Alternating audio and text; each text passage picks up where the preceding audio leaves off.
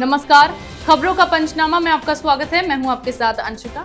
हम लेकर आए हैं आपके लिए देश दुनिया की 5 बड़ी खबरें, जिनके विश्लेषण के लिए मेरे साथ स्टूडियो में मौजूद हैं कैपिटल टीवी के editor in chief doctor Manish Kumar. Doctor Manish, बहुत बहुत स्वागत है। धन्यवाद। सबसे पहले रुक करते हैं हेडलाइंस का। बढ़ते कोरोना को लेकर पीएम मोदी ने की मुख्यमंत्रियों के साथ बैठक। पीएम ने जताई चिंता, दिए 5 बड़े मंत्र। एंटीलिया केस में आया नया मोड़, हटाए गए मुंबई पुलिस कमिश्नर परमवीर सिंह। कांग्रेस के बिना शरद पवार बनाएंगे नया फ्रंट, अलग अलग पार्टियों के नेताओं से कर रहे मुलाकात। दिल्ली में सियासी हलचल हुई तेज। ममता ने आज जारी किया टीएमसी का घोषणा पत्र, 9 जातियों को ओबीसी में शामिल करने की तैयार की योजना। चीन ने फिर अपनाया अड़ियल रवैया, चीनी वैक्सीन लगवाने वालों को ही जारी करेगा वीजा, भारतीयों की बढ़ेंगी मुश्किलें।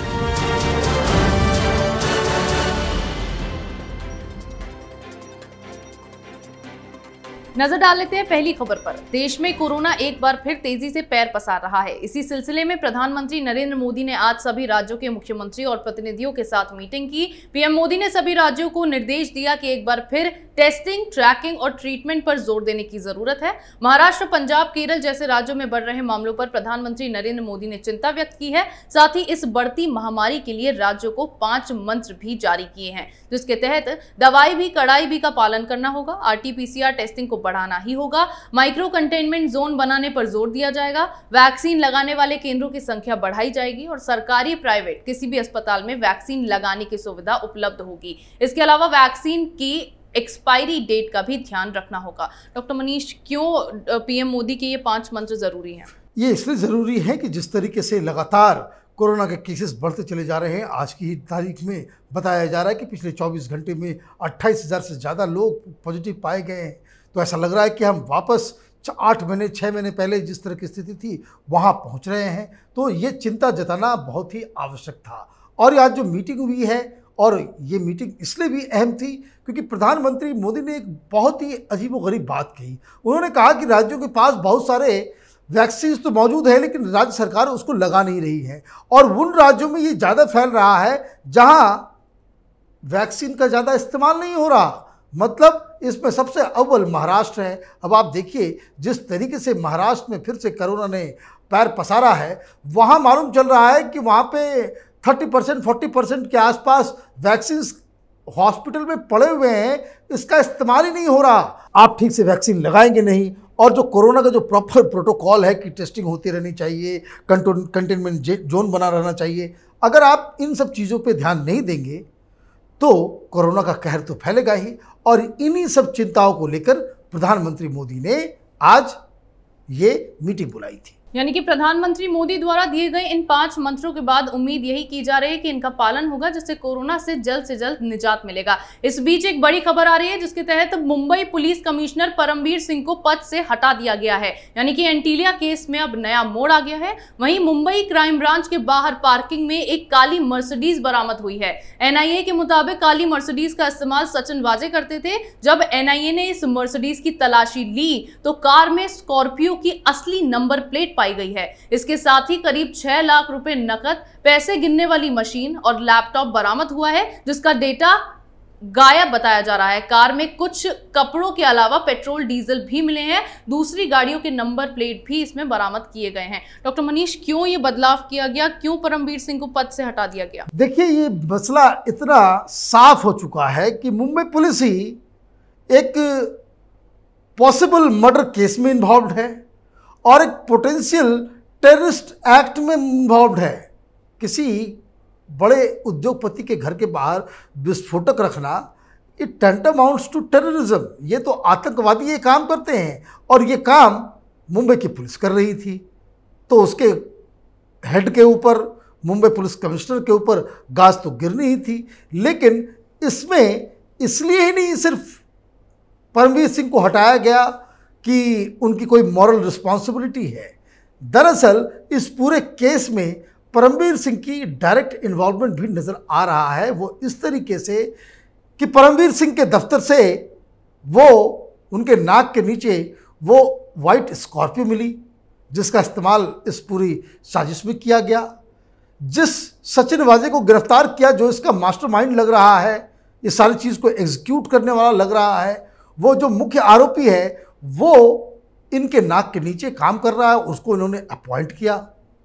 फिर वो मर्सिडीज़, ब्लैक रंग की मर्सिडीज़ से पुलिस हेडक्वार्टर आता था, जाता था, गाड़ी वहीं पार्क होती थी। तो कभी कमिश्नर साहब, ये जो परमवीर सिंह हैं, इनके दिमाग में नहीं गया कि एक छोटा सा पुलिस अधिकारी वो मर्सिडीज़ बेंज से क्यों आ रहा है? अब मर्सिडीज़ बेंज से आ रहा है, जा रहा है, वो बात तो अलग है, लेकिन वो आपसे भी मिलने आता है तो मर्सिडीज़ बेंज में आता है। और जब मर्सिडीज़ बेंज की तलाशी ली जाती है तो मालूम चलता है कि जिस गाड़ी के अंदर वो बॉम्ब्स रखे हुए थे, जिलेटिन रॉड्स रखी हुई थी, उसका ओरिजिनल नंबर प्लेट उस कार में मिलती है, जिसको मुंबई पुलिस इस्तेमाल कर रही है। फिर वहाँ पे नोट गिनने वाली मशीन भी मिल रही है।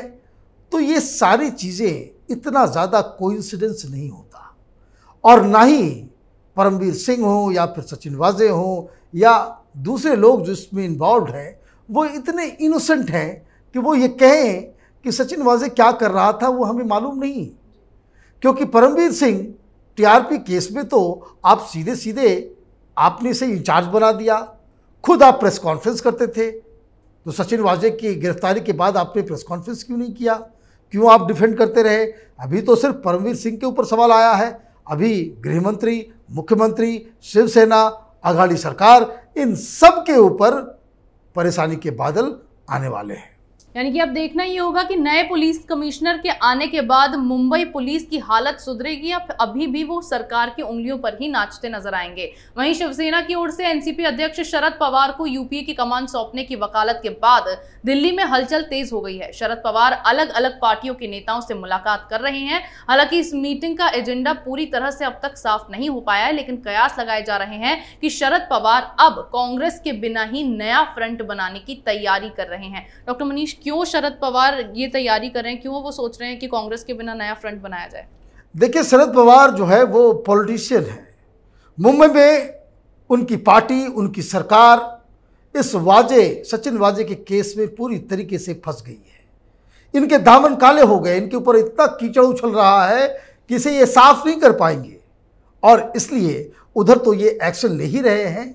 और लोगों का ध्यान डाइवर्ट करने के लिए कांग्रेस पार्टी से अलग एक नया मोर्चा बनाना, ये कहना कि भाई प्रधानमंत्री मोदी को चैलेंज देने वाले शरद पवार होंगे, एक नया गठबंधन बनाया जाएगा जिसमें कांग्रेस पार्टी नहीं होगी, क्योंकि कांग्रेस पार्टी की वजह से बड़ी किरकिरी होती है। तो ये तमाम चीज़ें जो हैं राजनीति के जरिए इस केस से लोगों का ध्यान हटाने की एक प्रक्रिया है। दूसरी बात कि कांग्रेस पार्टी के लिए ये अपने आप में एक बहुत बड़ा झटका होगा, खास करके राहुल गांधी के लिए, क्योंकि राहुल गांधी जिस हिसाब से रोज़ सवेरे सवेरे पता नहीं क्या खा पी लेते हैं ये, और उल्टी सीधी बातें ट्विटर के माध्यम से करते हैं। कभी गद्दाफी को याद आ जाता है, कभी सद्दाम हुसैन याद आ जाता है, तो कभी डेमोक्रेसी हिंदुस्तान में नहीं होती है। ये तमाम तरह की उल्टी पुल्टी बातें कर रहे हैं। तो उससे कांग्रेस पार्टी के अंदर क्या हाल चल रहा है वो तो आप देख ही रहे हैं। लेकिन जिस तरीके से इनके ही अपने लोग जो यूपीए के अलायंस पार्टनर्स हैं, कांग्रेस पार्टी को छोड़ने के लिए बेसब्री से वो अपना योजना बना रहे हैं, वो कांग्रेस पार्टी के लिए बड़ी मुश्किल का एक सबब होने वाला है। आज ही खबर आई कि मालूम चला कि बंगाल के जो कांग्रेस पार्टी के लोग हैं वो यूपीए के दूसरे घटक दल जो हैं, जैसे आरजेडी है या फिर समाजवादी पार्टी है, झारखंड मुक्ति मोर्चा है, जो कांग्रेस पार्टी के साथ ये लोग गठबंधन में हैं, उनसे इन लोगों ने पत्र लिखा है कि आप टीएमसी के साथ उसको समर्थन ना दें, टीएमसी के साथ आप इस इलेक्शन में प्रचार में शामिल ना हों। तो ये नौबत आ गई है कांग्रेस पार्टी की। कांग्रेस पार्टी के लिए आज एक मुहावरा बिल्कुल लागू हो रहा है, धोबी का कुत्ता न घर का न घाट का। यानी कि सचिन वाजे की काली करतूतों के बाद अब महाविकास आघाड़ी सरकार की कई पार्टियों में फूट पड़ती नजर आ रही है। वहीं तृणमूल कांग्रेस आज अपना घोषणा पत्र जारी कर चुकी है। पार्टी प्रमुख ममता बनर्जी के नंदीग्राम में चुनावी अभियान के दौरान चोटिल हो जाने के कारण इसे स्थगित कर दिया गया था। ऐसे में टीएमसी ने अपने घोषणा पत्र में अब सामाजिक न्याय पर खास जोर दिया है। ममता बनर्जी ने राज्य की 9 जातियों को ओबीसी में शामिल करने की योजना तैयार की है। इसके अलावा टीएमसी ने बंगाल में एक खास वर्ग के लिए फ्री राशन डिलीवरी पर भी ध्यान दिया है। डॉक्टर मनीष, किन प्रमुख बातों पर ध्यान दिया गया है ममता बनर्जी के इस घोषणा पत्र में? देखिए, वैसे मैनिफेस्टो का कोई महत्व नहीं है बंगाल के अंदर में, खासकर के इन तरह की पार्टियों को। हिंदुस्तान में किसी भी पार्टी का कौन लोग होते हैं जो अपने मैनिफेस्टो के ऊपर काम करते हैं? कोई नहीं। सरकार बनती है, लूट खसूट में सारे लोग लग जाते हैं, सब अपने अपनी जेबें भरते हैं। चाहे कोई भी पार्टी हो, किसी भी राज्य में हो, किसी भी कलर की हो, सबका धंधा यही होता है। कोई मैनिफेस्टो को अपना पूरा कर पाया है? अगर कोई भी पॉलिटिकल पार्टी अपने मैनिफेस्टो जो वो लेकर के आती है पब्लिक को बेवकूफ़ बनाने के लिए, उसके ऊपर कायम रहे और उसको 5 साल के अंदर उसको लागू कर दे, हिंदुस्तान जो है वो 20 साल के अंदर ही डेवलप्ड कंट्री में शामिल हो जाएगा।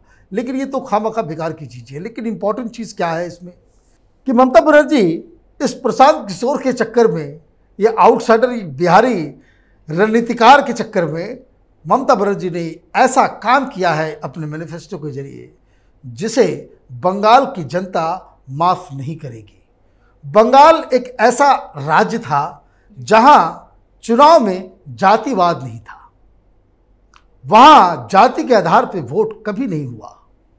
ये बीमारी पहली बार बंगाल में ममता बनर्जी वो लेकर के आई है। उन्होंने ओबीसी की लिस्ट, तो ये लिस्ट, तो वो लिस्ट, ये जो कास्टिज्म का जो एलिमेंट है, ये जो बंगाल की राजनीति में लाने का, ये कह सकते हैं कि ये मेडल जो है वो ममता बनर्जी को मिलेगा, प्रशांत किशोर की वजह से मिलेगा।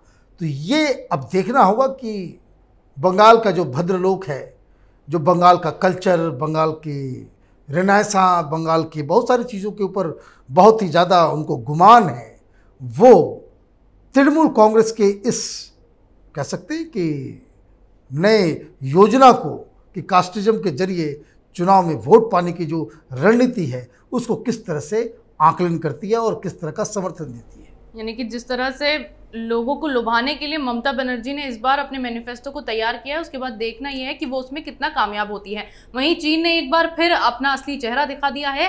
चीन ने विदेशी नागरिकों के लिए वीजा जारी करना शुरू कर दिया है, लेकिन भारतीय नागरिकों के लिए चीन का वीजा लेना बेहद ही मुश्किल होने वाला है। चीन का कहना है कि केवल उन्हीं विदेशी नागरिकों को चीन की यात्रा करने की अनुमति दी जाएगी जिन्होंने चीन द्वारा बनाई गई कोविड-19 वैक्सीन लगवाई है। वहीं भारत ने चीन द्वारा तैयार वैक्सीन को मंजूरी नहीं दी है। ऐसे में भारतीयों को चीनी वीजा लेने में कठिनाई का सामना करना पड़ सकता है। डॉक्टर मनीष, क्यों चीन ने यह अड़ियल रवैया अपनाया है? देखिए, इस कोरोना में जो चीन का रोल रहा है राइट फ्रॉम द बिगिनिंग, वो एक ऐसे मुल्क के रूप में उनकी इमेज बनी है कि जो इस वैश्विक महामारी के ऊपर अपनी जेबें गर्म करने की कोशिश कर रहा था।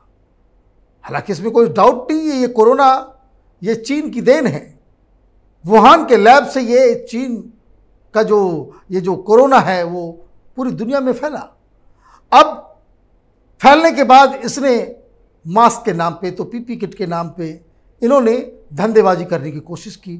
घटिया सामान भेजा, घटिया दवाइयाँ भेजी, घटिया किट्स भेजे, फिर टेस्टिंग किट्स इसने बनाए, वो भी फेल हुए।